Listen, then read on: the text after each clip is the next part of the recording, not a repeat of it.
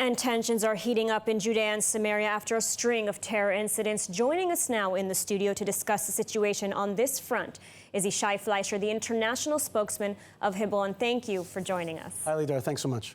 So we just had a terror attack today, and there is a feeling in Judea and Samaria that it will ultimately become a third front. I mean, what is your assessment on this? What is your feeling? Well, you know, since the Oslo Accords, since 1993, we've given away lots of pieces of that land to a different sovereign, the Palestinian Authority. That sovereign turned out to be anti-Semitic, anti-Israel, jihadist, and really pro-terror. And so what we have right now is the fruition of all those years of miseducation, of brainwashing. And indeed, tensions are high because there's a war in Gaza. There might be a war in the north, as you're reporting.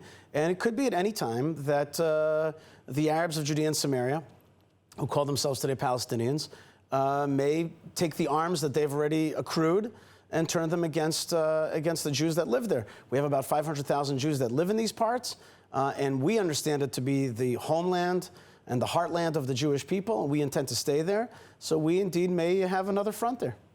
You know, and you mentioned the arms. You know, there are many reports that Iranian arms are reaching into Judea and Samaria. Terrorists are receiving more sophisticated weapons. We see signs of that, you know, with these roadside bombs being made. Do you see any indications that there's more terror activity and that the terrorists are perhaps better armed recently? You know, arms are, they don't need to be sophisticated to be deadly. They could be rock throwing. They could be small arms. Small arms kill. And so do M16s. So we don't need Stinger missiles to have a war over there because there's a civilian population that lives there. And so the terrorists they don't want to make a war. They want to terrorize. And so they can terrorize with simple weapons. And the IDF and the GSS has many times seized, you know, humongous caches of weapons. Most of the time it's pistols, but those things are deadly. And so there's only one way forward, and that is Israel to assert more sovereignty, more control back into the heartland of the Holy Land, and to police that area, and of course to continue to settle that land and to normalize Jewish presence there. The only way we could actually fight this is by asserting our strength and our sovereignty. If we pull back more, the terrorists will be happy that they've gained exactly what they want, which is less Israel, smaller Israel, and they're going to think that they can shrink us even more all the way to the end. We have to assert our right in the heartland. You know, there have been many promises on that front in terms of improving the security fence in the area to improve really the security for the Jewish residents in the area. Is any progress being made there, do you feel? Okay, so fences, in our perspective, are not the great panacea. In fact, we're on the wrong side of the fence, right? So it doesn't really help us that much because we're on the inside of Judea and Samaria. So it doesn't help us that much. The only thing that is going to help is continued assertion of sovereignty and clarity. Good news from the government is that the government of Israel just recognized 5 nascent Jewish communities, including Evyatar, Sde Ephraim, Givat Asaf, Cheletz, and Aduraim.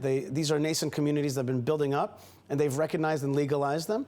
And also, big news out of the Regavim organization, they explained to me how the Israeli government for the first time began to invalidate the Oslo Accords by asserting sovereignty over a piece of land that was in Area B, which was supposed to be a nature reserve. This is right between Gush Etzion and Har Hebron, basically in Judea, in southeast Judea, and the Palestinians, or the Palestinian Authority.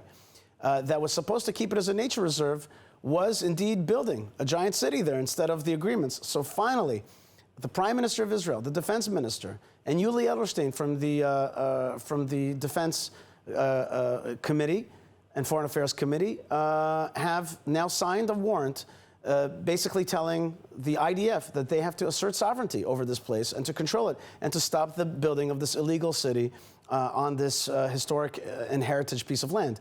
So we see finally some steps from this supposedly right-wing government. We see it finally taking steps to abrogate and invalidate the Oslo Accords, which were already announced as invalid by the Palestinian Authority in 2009. And you know, I also want to ask you, there's been a lot of controversy over allowing Palestinian workers back into the settlements. Have they started working again? And if so, you know, how is that going? Okay, I happen to be closely involved with this particular issue, and that is because my wife is one of the co-founders of a women's security forum in Judea called Beyadayim Shalanu. And we've been trying to block the access of PA workers into our towns. Now, these PA workers, Palestinian Authority Arabs, are not allowed into regular Israel, but they are allowed into the communities of Judea and Samaria where they could themselves be terrorists or carry out information gathering as they did in Gaza. We're trying to block that. And we're trying to send a signal. We're in a time of war.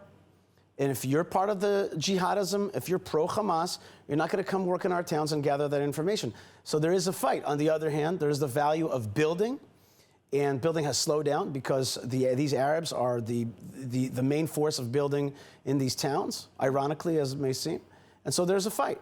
But our message to our government is there are alternatives to jihadists. Jihadists don't have to build our country.